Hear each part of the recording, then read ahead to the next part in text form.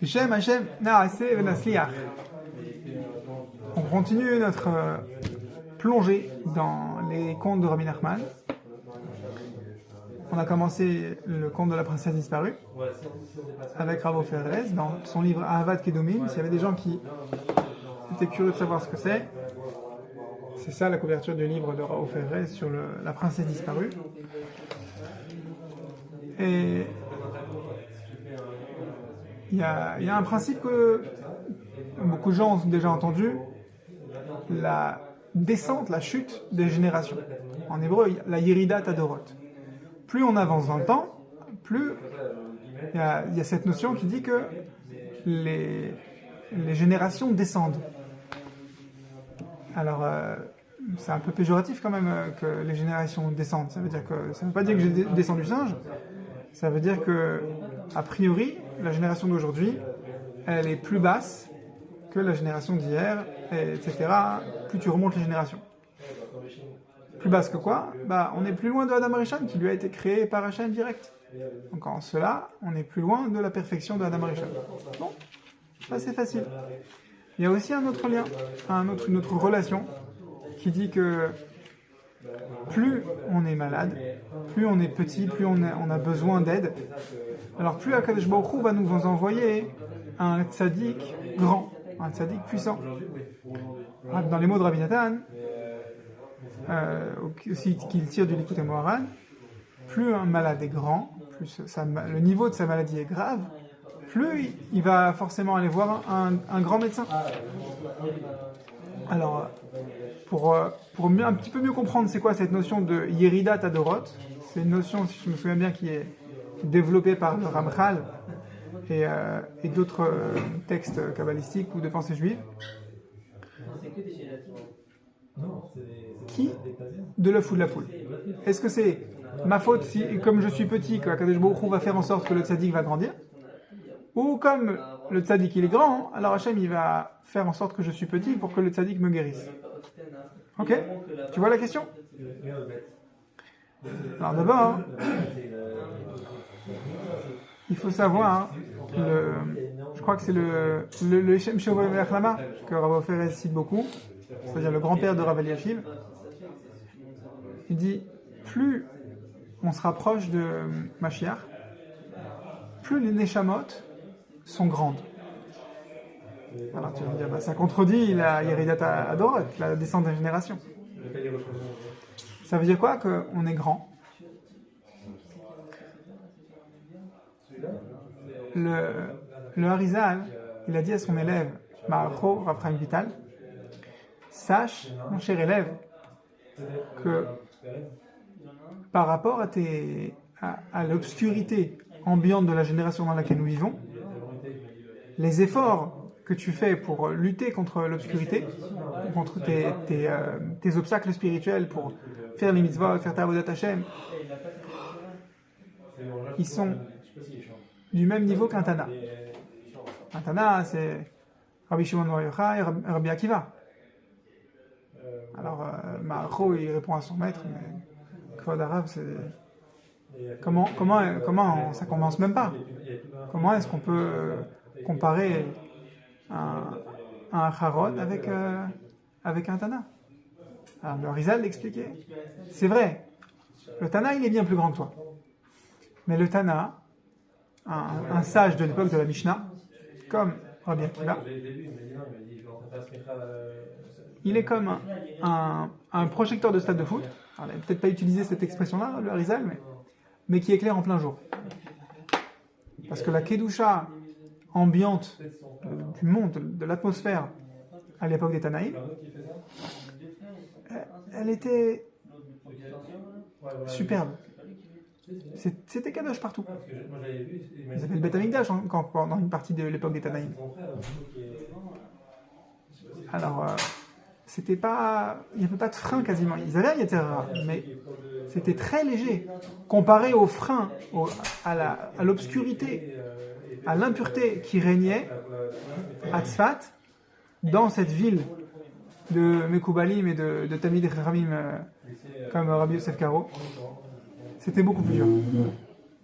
Alors tu vas me dire, Comment est-ce que à Tzfad, avec Rabbi Yosef Karo et le Harizal, comment est-ce qu'il pouvait y avoir de l'impureté et de l'obscurité? C'était déjà plus qu'à l'époque des Tanaïm. Alors forcément, tu vas dire, mais à notre époque alors, elle est où l'obscurité?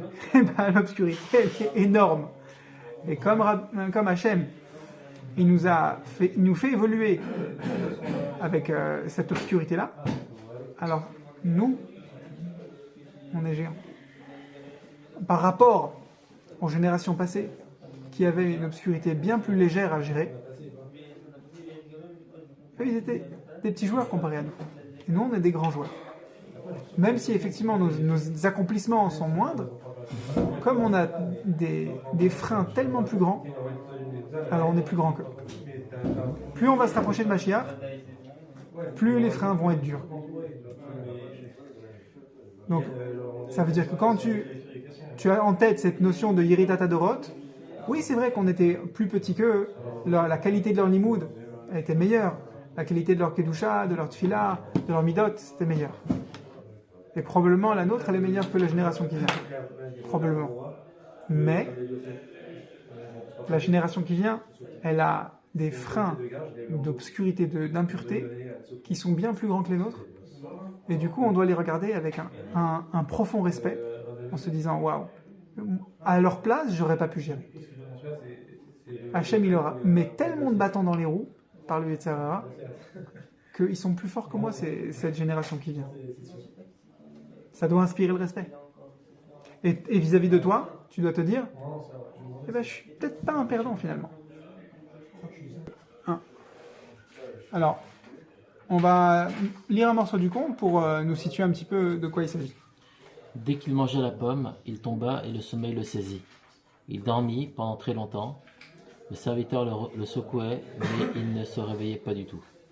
Puis il s'éveilla de son sommeil et il demanda au serviteur « Où suis-je dans le monde ?» Il lui raconta l'histoire, c'est-à-dire que le serviteur raconta l'histoire au second du royaume et il lui dit « Tu dormais depuis si longtemps, cela fait même plusieurs années. Quant à moi, je me nourris de fruits. Il en souffrit beaucoup. Il se rendit là-bas et il la trouva. Elle manifesta vivement sa peine devant lui. En effet, si tu es venu ce jour-là, tu m'aurais fait sortir d'ici et pour un seul jour, tu as perdu. Certes, le fait de ne pas manger constitue quelque chose de très difficile, en particulier le dernier jour, car alors le mauvais penchant se renforce beaucoup. En d'autres termes, la princesse lui dit que maintenant elle lui allégerait l'avertissement. Il ne lui serait plus recommandé de ne pas manger car c'est une chose difficile à tenir, etc. C'est pourquoi retourne te choisir un endroit et reste-y également pendant 1 an. Le dernier jour, tu auras le droit de manger. Seulement, ne dors pas et ne bois pas de vin afin de ne pas t'endormir, car l'essentiel, c'est le sommeil. Il s'en alla et fit ainsi. C'est ça. Alors, le Chéni Lameler, le second du roi, quand il s'est réveillé de sa première bourde, d'avoir mangé la pomme qu'on lui avait dit de ne pas manger, il se réveille et il dit « Echan ani baolam », comme on avait chanté la semaine dernière. Et là, il a déjà une clé pour arriver à se situer. Est-ce qu'il est une lavette comparée aux générations passées? Est-ce qu'il est un musclore comparé aux générations passées? Est-ce qu'il doit regarder les générations futures de haut? Ou au contraire, en se disant « ils sont plus forts que moi », tu dois te situer. Et te situer par rapport au monde. Maintenant, c'est quoi le monde? C'est ton monde. Hachem, il a créé le monde par rapport à toi. D'après ton point de vue, Hachem, il a créé le monde pour toi. Tu n'as pas besoin de te mesurer aux autres. Si ce n'est que pour t'aider à progresser dans tes midotes, dans ton parcours spirituel à toi. Te comparer pour te comparer, ça n'a pas de sens. C'est comme on faisait à la cour de récré en primaire, on prenait une toise ou une craie sur le mur et on compare, ah il est plus grand que moi, ah oui j'ai 5 cm de plus que toi, mais non c'est parce que tu te mets sur la pointe des pieds, regarde. On se comparait, on avait besoin de ce sentiment de compétition, mais BML c'est pas ça qui va nous aider. à aucun moment se comparer aux générations passées ou à la génération suivante, ça ne doit nous donner une valeur absolue sur nous-mêmes. Ça peut nous inspirer, si ça nous inspire l'humilité, tant mieux, c'est un exercice très pratique. Mais pas pour me définir. Echan ani baolam. Pas Echan ani par rapport à l'autre. Pas où est-ce que je suis par rapport à l'autre.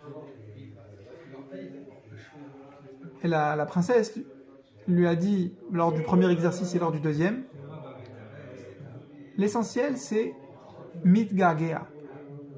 Efforce-toi de vouloir. Et elle lui a dit un an. Mais en fait, nous c'est parce qu'on est dans le début du conte. Mais on sait, maintenant qu'on a lu la suite aussi, que c'est pas un an. Pareil dans notre vie personnelle, à Rosh Hashanah par exemple, pendant Elul, on prend des résolutions, on se dit bon allez pendant tant de semaines, pendant tant de mois, ou comme quelqu'un qui veut perdre du poids ou commencer à manger sainement, il va se dire je vais me fixer un objectif. Par exemple, on a étudié une loi de la Shonara. Alors c'est connu, on va essayer de garder le Shonara pendant 1 heure par jour, pendant X semaines. Une dame qui va garder la Tzniout tous les lundis pendant 2 mois. Si tu donnes un temps limité, tu arrives à te dire bon, ça va, je vais tenir. Bezrat Hashem. Mais en fait, on sait bien que ça va durer beaucoup plus longtemps. Alors, Rav Ofer, il a une phrase il faut vraiment la digérer, la phrase. Les hagia et la emet. Toi, tu vas te midgagea, tu vas te languir, tu vas désirer, tu vas grandir ton ratson, ta volonté. Mais pour arriver à la vérité, à ton objectif, à nettoyer ta mauvaise, ton attirance excessive pour quelque chose de matériel, ou à réussir à canaliser un trait de caractère, les hagia et la emet, arriver à la vérité. Yikar kama zman sheyikar, ça prendra le temps que ça prendra. Hadibur basof yif'al. La parole, en fin de compte, elle va agir. Ton travail, c'est quoi? C'est comme ce qui est arrivé à Moshe Rabbeinu. Il y a un midrash étonnant sur Moshe Rabbeinu. Il y a un certain roi, contemporain de Moshe Rabbeinu, la sortie de Ben Israël de Mitzrayim, qui était expert dans la lecture du visage. Il voyait même le portrait dessiné de quelqu'un, il pouvait connaître les midotes de la personne. C'était son ADN spirituel, était écrit sur le visage. Même pas besoin d'avoir une photo, avec un croquis, ça le suffisait. Alors il avait un dessinateur de portraits professionnel qui travaillait pour lui. Il a envoyé, tu vas aller dans le désert, où sont les Juifs, et tu vas me faire le portrait de Moshe Rabbeinu.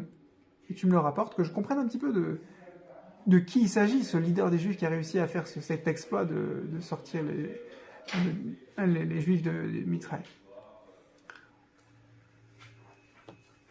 Et a priori qui va aussi amener les Juifs à de nouvelles victoires. Quand il lui ramène le portrait, ce roi expert dans la sagesse des visages dit « C'est pas possible. Les exploits que tu me décris de Moshe Rabbeinu, ça peut pas être cet énergumène qui a le visage que tu m'as dessiné. Parce que le visage que tu m'as dessiné, c'est le visage d'une personne qui est remplie à ras-bord de mauvaises midotes. Et des midotes violentes. Il est meurtrier, voleur, colérique, il est intenable. C'est pas possible que le bonhomme patient et dirigeant d'un si grand nombre, qui dirige un ensemble tellement immature, il est capable de les canaliser. Lui-même, il ne devrait pas être capable de se canaliser, ce bonhomme. Comment c'est possible? Alors, il ramène un de ses rabbanim qui cite un Zohar, le passage qui dit, peut-être que je déforme un peu, je n'ai pas vérifié la référence, le passage qui dit sur Moshe Rabbeinu, sur les la transition entre quand il est parti de Mitzrayim et le moment où il arrive chez Yitro, où il se marie avec sa fille, on sait qu'il y a une ellipse, un trou dans le récit de environ 60 ans. Le passeau qui dit Ve'alach bamidbar, et le Zohar, il veut que tu changes un peu les mots, il dit non, halach vediber. Bamidbar, c'est le désert, dans le désert. Et en fait, c'est qu'il a parlé. Le Zohar, ce rave de Rav Ferez, il explique que le Zohar, il veut dire qu'il a fait de doute pendant 60 ans. Il a martelé à la porte devant Hachem. Hachem, sors-moi du palais du Lotov. Sors-moi du palais du pas bon. Comme la princesse qui est à ce stade du conte. Elle est dans le palais du pas bon quand le chéni la mère, il essaie de la sortir. De l'en sortir. Et comme il a fait 60 ans des doutes, alors il est sorti, béhémet, de toutes ces mauvaises midotes. Elles sont encore écrites sur son visage en potentiel, mais Hachem, il les a toutes cadenassées, pour le bien.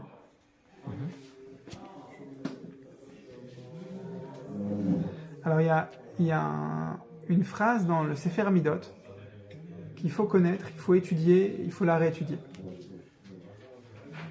Une idbodedut chez Ena Karaoui, Mevi l'idekaas. Alors ça, on dirait que c'est pas bien de faire une idbodedut. On dirait que c'est pas bien de s'isoler pour parler à Hachem. Une idbodedut qui est faite avec un état d'esprit chez Eno Karaoui, qui est pas convenable. C'est quoi un état d'esprit pas convenable? Ça peut être, je crois qu'Hachem m'est redevable. C'est faux. Oui, d'accord, mais tu peux quand même avoir ce sentiment-là. C'est humain. C'est un manque d'émouna qui est assez humain dans notre génération aujourd'hui où on nous sert tous sur un plateau. Comment tu peux passer d'un quotidien où tu cliques sur une commande et le livreur il doit te l'amener au Leclerc Drive ou même Amazon, il doit te l'amener devant chez toi. Et ensuite, quand tu vas faire la voda Hachem, tu peux plus cliquer sur un bouton et te faire servir. Comment tu peux passer de l'un à l'autre? C'est très difficile. Le mode de vie, il t'éduque à croire que tout est dû. Alors, cet état d'esprit, il est permanent. Rabbeinu, il dit, cet état d'esprit, si tu t'es fait une bonne doute avec, il va t'amener à la colère. Donc, ne le fais pas. Donc, une bonne doute qui est faite avec le mauvais état d'esprit, elle amène au chaos.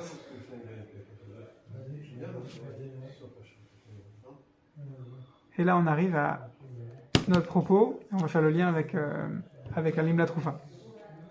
Tu as une question? Ouais. Comment tu peux être émettre dans ta bonne des doutes si... Ah, super. Si tu fais semblant d'être... Alors, il y a un livre que je te recommande. Parce que la bonne des doutes, c'est la recherche du émettre. Oui, c'est vrai. Maintenant, la question elle sous-entend que tu comprends ce que c'est le émet. Or, il y a une chose qui est sûre, c'est que toi et moi, le émet, on ne sait pas ce que c'est. Okay. Et alors, Rabbeinu, il a une phrase très claire. Quand tu n'es pas Bessimcha, c'est sûr que tu es loin du émet. Okay. Alors attends, c'est quoi? Il est où le émet? C'est le château de perles sur une montagne d'or. Alors, on n'est pas couché. Non. Rien que regarde une vidéo de Bardak, lis une blague de Toto sur un carambar, écoute une musique qui te met de bonne humeur, appelle un copain qui te donne la pêche, mange un bonbon, si ça peut t'aider, si t'es pas diabétique, mais donne-toi une simcha, même si elle est artificielle et superficielle. Okay. Mets-toi en mode simcha, comme elle dit la chanson Je suis en simcha. T'as pas entendu le rap Je suis en simcha? Non, j'ai pas cette chance. Alors, il faut que tu te mettes en mode simcha. Même si c'est artificiel, même si c'est une blague, même si c'est faire le pitre, tu dois enclencher ce mode-là. Tu dois aller voir sur ton levier de vitesse. Tu dois savoir, si je suis pas en mode simcha, je suis en reculant. Voilà, par exemple, c'est c'est pas trop méchant, je pense. Les Allemands, ils devaient raconter cette blague-là après la Blitzkrieg, après la bataille éclair contre les Français. Comment s'est monté un char français sur le levier de vitesse? Il y a une vitesse en avant et 6 vitesses en arrière. Parce qu'ils savent que battre en retraite.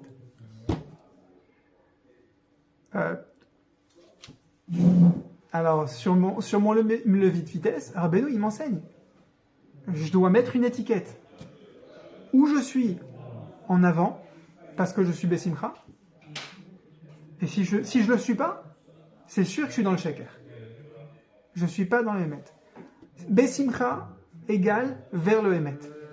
Autre chose égale, c'est sûr que je suis pas vers le Emet. Et donc quand je vais enclencher mon Hitbodedut de doute, c'est-à-dire je vais passer l'heure de ma journée qui compte pour de vrai. Le reste, c'est que des conséquences de ma Hitbodedut de doute. Ok. Si je suis pas Bessimcha pendant cette heure-là sur 24, c'est sûr que je m'éloigne du Emet. Alors tu vas me dire, mais alors ça veut dire que le Emet, c'est pas mon honnêteté à moi? Non, parce que toi-même, tu sais pas qui tu es. Toi-même, qui tu es, tu le sauras quand tu auras atteint le château de perles sur une montagne d'or.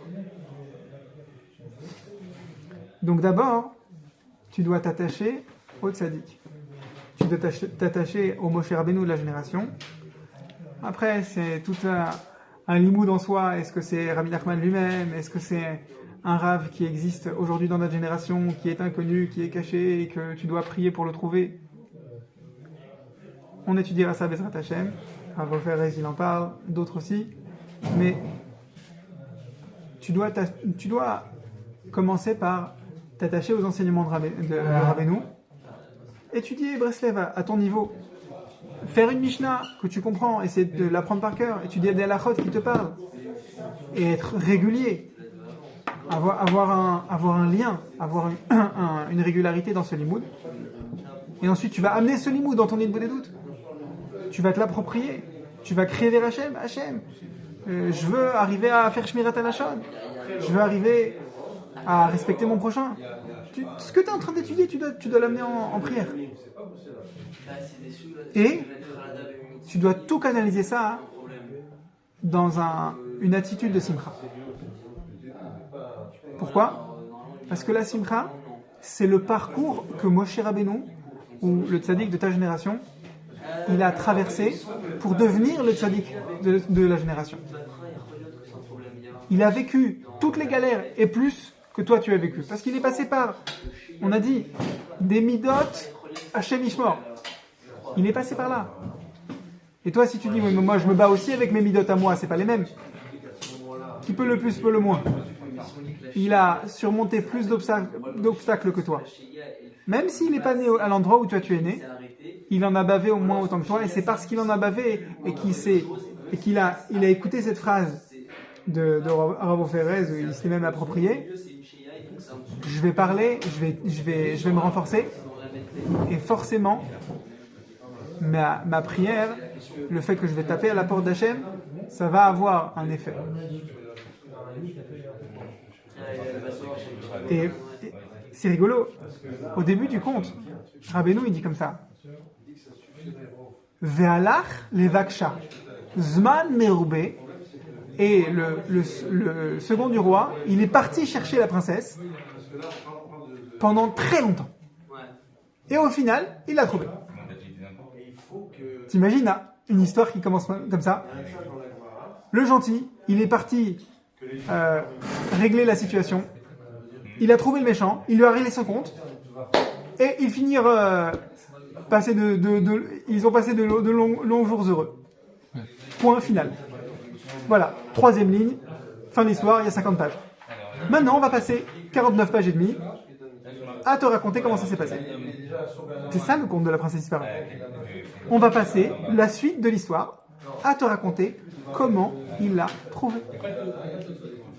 Mais de toute façon, si tu t'attaches au tzaddik, ta vision du monde, c'est je suis en salle d'attente, je ne sais pas combien de temps je vais devoir taper à la porte d'Hachem, mais de toute façon, on va me laisser rentrer. De toute façon, mes mauvaises midotes, elles vont tomber de sur moi. Comme un prunier, quand tu le secoues, les fruits, ils tombent. C'est sûr. Mais c'est juste que quand les prunes elles sont encore accrochées à l'arbre, c'est comme ma colère, ma jalousie, toutes mes mauvaises midotes, toutes mes tavotes. Et une fois que j'ai suffisamment secoué l'arbre, ça devient des fruits délicieux. Je ne sais pas quand. Mais Bassof, Hadibour, Yifaral. Au final, la parole, elle agit. Le tzaddik, il est passé par là. C'est pour ça que tu dois t'attacher à lui et marcher dans ses pas. Il y a un Zohar qui dit que Rabbeinu il reprend dans la Torah Beth, je crois, du député Moharan. Le Yetzer Hara, c'est un malach.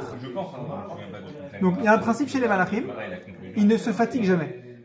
Et il y a un principe chez les êtres humains. Un être humain, ça se fatigue.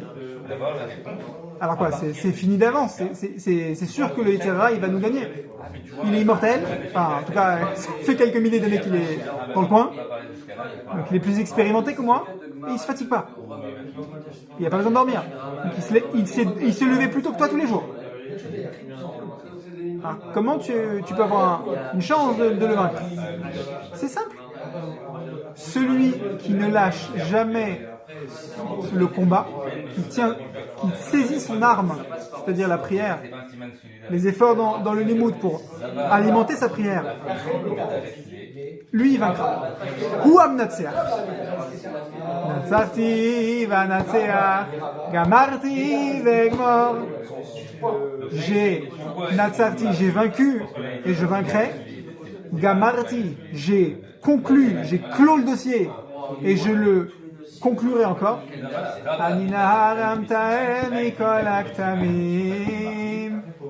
Je suis un fleuve qui purifie de toutes les impuretés.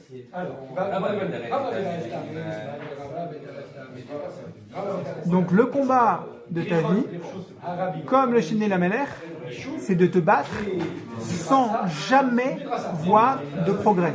Ça ne veut pas dire que tu n'en fais pas. Parce que ton progrès, c'est tout simplement de continuer à te battre et de ne pas lâcher ton arme. Parce que la plupart des gens,